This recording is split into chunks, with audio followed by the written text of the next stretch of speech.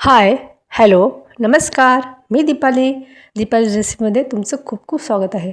आज आपण गव्हाच्या पिठामध्ये गाजर घालून अगदी पौष्टिक रेसिपी पाहणार आहोत. कुठली रेसिपी आहे ते तर मी पुढे सांगणारच आहे. व्हिडिओ कुठे स्किप न करता संपूर्ण बघा. इथे मी एक गाजर घेतलं आहे. गाजरची साल काढून घेतली आहे. गाजर स्वच्छ धुवून घेतलं आहे. त्यानंतर एक किसणी घ्यायची आहे. बारीक किसणी घ्यायची आहे. या पद्धतीची जास्त जाड पण नाही आणि बारीक पण नाही अशी किसणी घ्यायची आणि गाजर किसून घ्यायचा. बघा या पद्धतीने हे मी किसून घेत आहे. आता गाजरचं सीझन आहे. हिवाळा म्हटलं की गाजर मुबलक प्रमाणात अवेलेबल असते. म्हणून मी आज तुमच्यासोबत एक पौष्टिक अशी रेसिपी आणि लहान मुलांना आवडेल अशी रेसिपी तुमच्यासोबत घेऊन आली आहे. गाजर इथे छान किसून घेतलं आहे. बघा एक गाजर घेतलं आहे ते छान किसून घेतलं आहे. त्यानंतर एका बाउलमध्ये 1 वाटी दूध घेतलं आहे आणि 1 वाटी इथे गूळ घेतला आहे. गूळ अगदी 1 वाटी घेतलेला आहे. तुम्हाला गोड जास्त हवं असेल थोडं जास्त प्रमाणात तुम्ही गूळ घेऊ शकता. छान हे दुधामध्ये मिक्स करून घ्यायचं आहे. मिक्सरच्या साहाय्याने आपल्याला छान व्यवस्थित गूळ विरघळेपर्यंत आपल्याला हे मिक्स करून घ्यायचं आहे. म्हणूनच मी या रेसिपीला पौष्टिक अशी रेसिपी म्हटलं आहे आणि मुलांना अगदी लहानापासून मोठ्यांना पण हा जे मी रेसिपी आज बनवणार आहे ती सगळ्यांना आवडणार आहे. त्यामुळे रेसिपी कुठे स्किप न करता संपूर्ण बघा. छान हे गूळ दुधामध्ये विरघळून घेतलं आहे बघा. त्यानंतर आपण हे बाजूला ठेवणार आहोत. एका मिक्सिंग बाउलमध्ये आपण 2 वाटी गव्हाचं पीठ घेतलं आहे आणि 1 वाटी गाजर घ्यायचा आहे जो मी आधी किसून घेतला आहे तो यामध्ये टाकायचा आहे. हे गाजर छान मिक्स करून घ्यायचं आहे. व्यवस्थित पिठामध्ये हे गाजराला मिक्स करून घ्यायचं आहे. आता आपण कोणती रेसिपी पाहत आहोत ते आतापर्यंत मी अजिबात सांगितलं नाही तर आता सांगणार आहे. तर आज आपण छान मुलांच्या आवडीचा कॅरट व्हीट केक करणार आहोत. अगदी घरच्या साहित्यातून आणि अगदी लुसलुशीत मऊ लुसलुशीत जाळीदार असा केक करणार आहोत. यासाठी मी पूर्वतयारी करत आहे. गॅसवर कढई ठेवली आहे. त्यामध्ये मीठ टाकलेलं आहे आणि स्टँड ठेवलं आहे. हे 10 मिनिटं आपण प्रीहीट करायला ठेवायचं आहे. केक करायच्या आधीच ही प्रोसिजर करून घ्यायची आहे. त्यानंतर केक टिनला आपण तेल लावणार आहोत. तेलाने केक टिनला ग्रीस करायचं आहे. छान ब्रशच्या साहाय्याने व्यवस्थित असं ग्रीस करून घ्यायचं आहे. बघा या पद्धतीने. तुमच्याकडे जर बटर पेपर असेल तर यामध्ये केक टिनमध्ये तुम्ही बटर पेपर टाकू शकता. जर बटर पेपर नसेल तर केक टिनला छान तेल लावायचं आहे आणि पिठाने किंवा मैद्याने त्याला ग्रीस करून घ्यायचं आहे. शक्यतो मी इथे पिठानेच केलेलं आहे.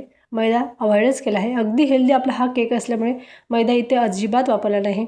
अगदी करायला सोपा आणि तेवढाच पौष्टिक हा केक आहे.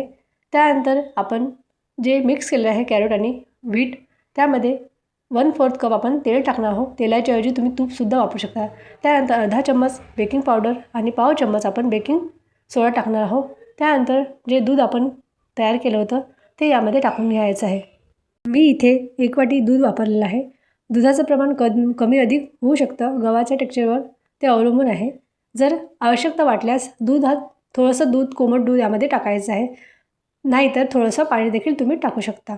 छान 1 वाटी मी इथे दूध टाकलं आहे. छान मिक्सरच्या साहाय्याने अगदी एकजीव करून घ्यायचं पिठामध्ये.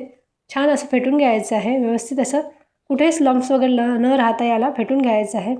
अगदी सहजतेने हे फेटल्या जाते. बघू शकता तुम्ही छान फेटलेलं आहे. बघा एकाच डायरेक्शनला हे फेटून घ्यायचं आहे. छान हे फेटलं आहे. अगदी 5 ते 10 मिनटं आपल्याला हे फेटून घ्यायचं आहे. त्यानंतर लगेचच याला केक टिनमध्ये पोर करून घ्यायचं आहे. छान लगेचच हे प्रोसिजर करायचे आहे. कारण की यामध्ये आपण बेकिंग सोडा आणि बेकिंग पावडर वापरला आहे ते ॲक्टिवेट असतो. लगेचच याला केक टिनमध्ये पोर केल्यानंतर टॅप करायचं आहे आणि वरून गार्निशिंगसाठी तुम्ही काजू बदाम पिस्ता हे यामध्ये टाकू शकता. मी इथे बदामचे काप वापरले आहे. लगेचच हे आपण प्रीहीट केलेल्या कढईमध्ये ठेवून देणार आहोत आणि याला आपण 30 मिनटं जास्तीत जास्त 35 मिनटं याला बेक करून घ्यायचं आहे. बघा हे ठेवून द्यायचं आहे आणि झाकण ठेवून मंद आचेवर आपल्याला हे 30 ते 35 मिनटं बेक व्हायसाठी ठेवायचं आहे आणि वरून वजनदार एखादी वस्तू ठेवून द्यायची आहे. 30 ते 35 मिनटानंतर आपला केक सहज आणि छान असा बेक होतो. बघू शकता तुम्ही इथे 30 ते 35 मिनटं झालेले आहे. बघा आपला केक बेक झालेला आहे. बघू शकता किती छान टम्म असा फुगलेला आहे आणि आपण चाकूच्या साहाय्याने चेक करून राहणार आहोत. बघा अगदी क्लीन निघाला आहे चाकू. बघू शकता तुम्ही. चाकू अगदी क्लीन निघाला आहे आणि समजायचं आहे की आपला केक अगदी व्यवस्थितपणे बेक झाला आहे. हा आपण कढईमधून काढून घ्यायचा आहे आणि पूर्णतः हा केक थंड होऊ द्यायचा आहे. डिमोल्ड करायच्या आधी आपला हा केक पूर्णतः थंड असला पाहिजे याची काळजी घ्यायची आहे.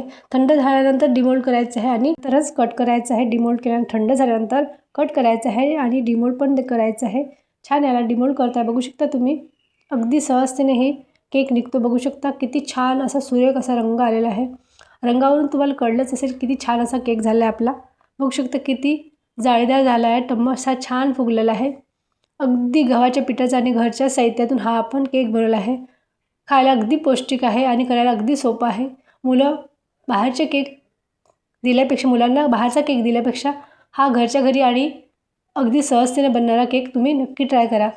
बघा किती स्पॉन्जी झाला आहे.